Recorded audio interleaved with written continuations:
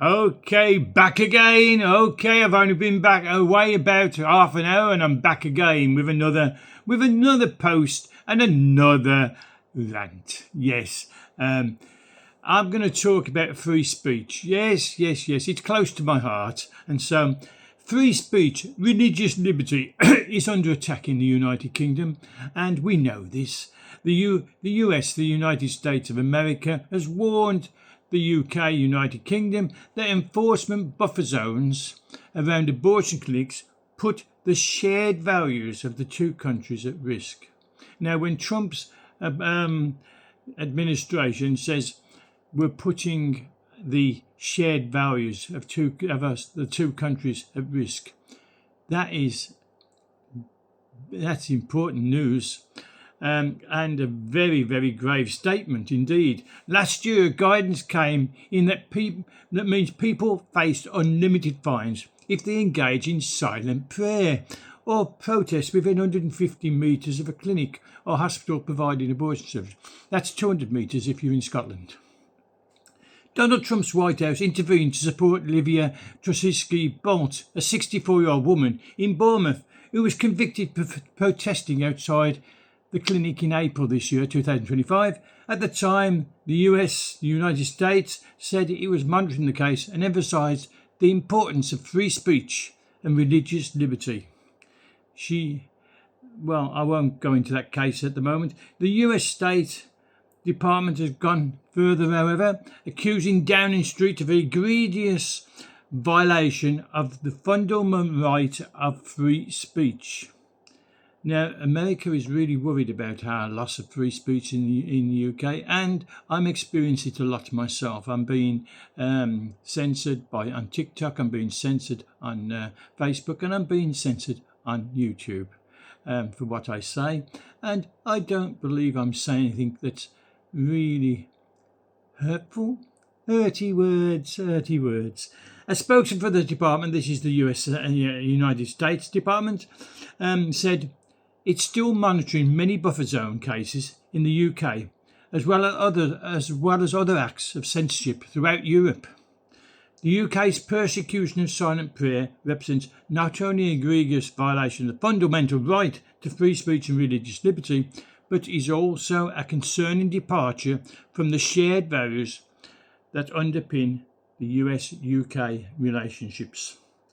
It's common sense that standing silently, offering consensual conversation, does not constitute harm. Free speech is in retreat. Now, I have to say that recently this week we were told that the case against that poor pensioner who had the sign saying "here to speak if you want." It said coercion is a crime, but I'm here to speak if you want. The prosecution are no longer going to go ahead with their prosecution. Well done for the pressure from Trump's administration and from people like the ADF, which I'm a member of, and the Alliance for Defending Freedom, and we're getting there. But it's a long, hard fight, and the government is secretly, surreptitiously, covertly introducing more and more penalties, and they're doing it through YouTube, they're doing it through Facebook, they're doing it through TikTok, and all the other entities on the internet, because they're warning them that they'll fine them big fines, millions, if they allow certain things to be said. And as I've said in the earlier one, I've been censored now several times. Okay, so let's get on with it though, shall we? I'm getting a little clip here coming through, but I don't want it, so go away. Okay, so the statement about it's common sense standing silently and offering consensual conversation does not constitute harm. Free speech is in retreat. The statement is the latest warning to come from the White House about free speech in the UK, in the United Kingdom.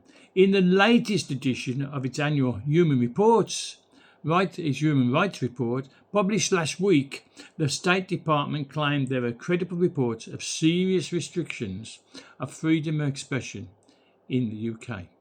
Serious restrictions of freedom of expression. I might bring something up a bit that I've been censored on this week. But anyway, J.D. Vance, he's the United States Vice President, used his keynote speech in the Munich Security Conference in February, you may remember it, to warn that free speech was in retreat in Britain. Yes, in the United Kingdom.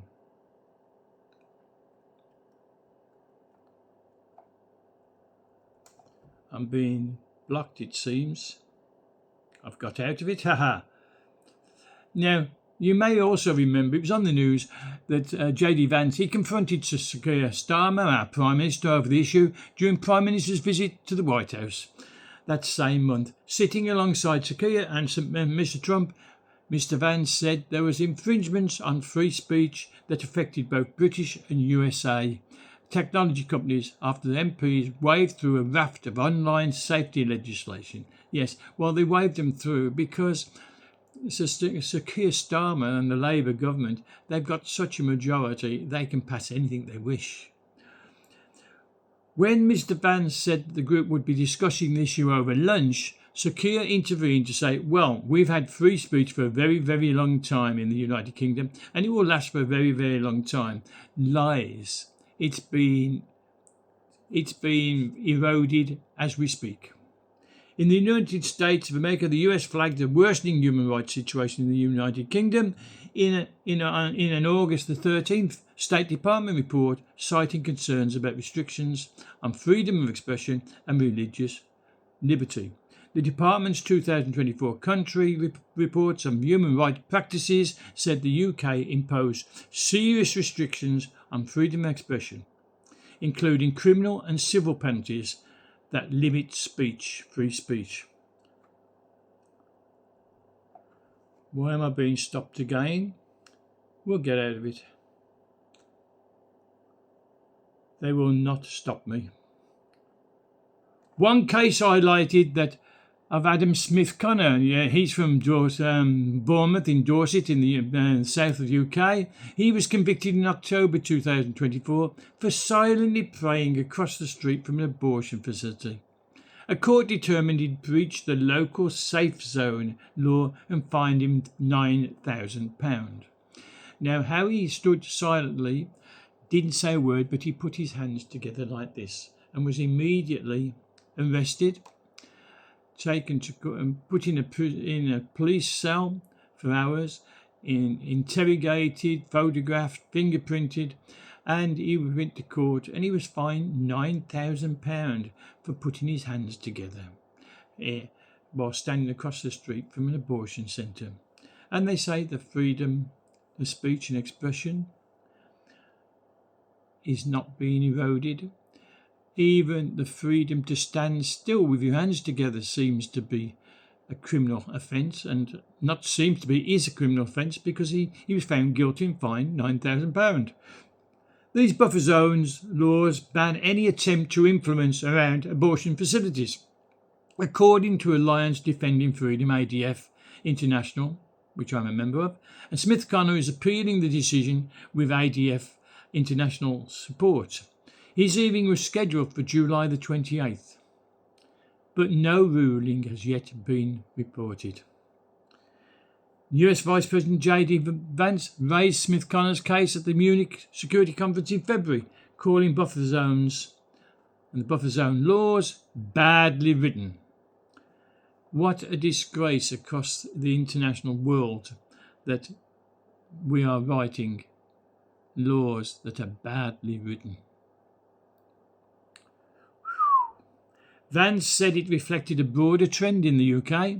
He noted that October 24, 2024, Scottish residents received official letters warning that even private prayer inside their own homes could be considered illegal within designated safe access zones. Now, this was agreed with by the Green Party member of the Scottish Parliament who introduced this bill in Scotland And she said, well, it depends who's walking past. If you're standing within sight of your windows, and they see you standing with your hands together like Adam Smith Connor, in this sort of pose, they could find it offensive. When was prayer offensive? Do you know, in parts of London you can hear the call of the Muslims from their mosque, and that's not offensive. But to be seen with your hands together is offensive. Tell me another.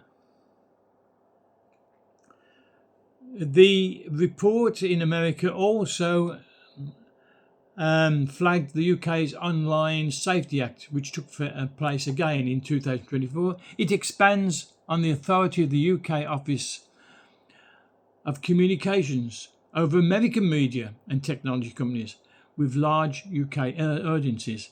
Experts warn it could force platforms to weaken encryption and compromise users' privacy, the report said. Now, this is what's affecting me. I am being censored on the American media. Well, I'm an American media and technology company now, and they're being forced by the UK, the United Kingdom's Office of Communications, which have been given the authority. In Scotland, April 2024, the Hate Crime and Public Order Act criminalises stirring up hatred through speech or online posts, with penalties up to 7 years in prison, the report said. Stirring up hatred through online posts. Now, stirring up hatred, who decides that he stirred up hatred? The person who feels it hurt them. The hurty words bit, It's so badly worded, these new laws, that, oh, I feel aggrieved, I feel hurt, I feel you said something hateful towards me, therefore I'm going to the police, and the police arrest you, and the courts are going with them. They're listening to this nonsense. It's plain to see that censorship is worsening in the UK, Price said. From citizens being arrested and prosecuted just for praying in their heads silently, to online safety acts clamping down on free expression online. He welcomed the USA's attention to the issue, while more and more Brits speak out in defence of hard-fought freedom of speech. Yes, we are speaking out, but will you be allowed to watch this video? We'll see. I've tried to stay away from enough controversy to prevent them from sanctioning me on this and closing it down, but we'll see. So I'm not going to say any more. I'll give it a rest. But make your comments known. Please make your comments known. Press that subscribe button. Show your support. It won't cost you a penny, nor a cent, not even a rupee. It's totally free. Show your support, please. So, and put the like button and the comments, please. Keep them coming. So, until the next one, bye for now. And be good, and be safe. See you soon. Bye.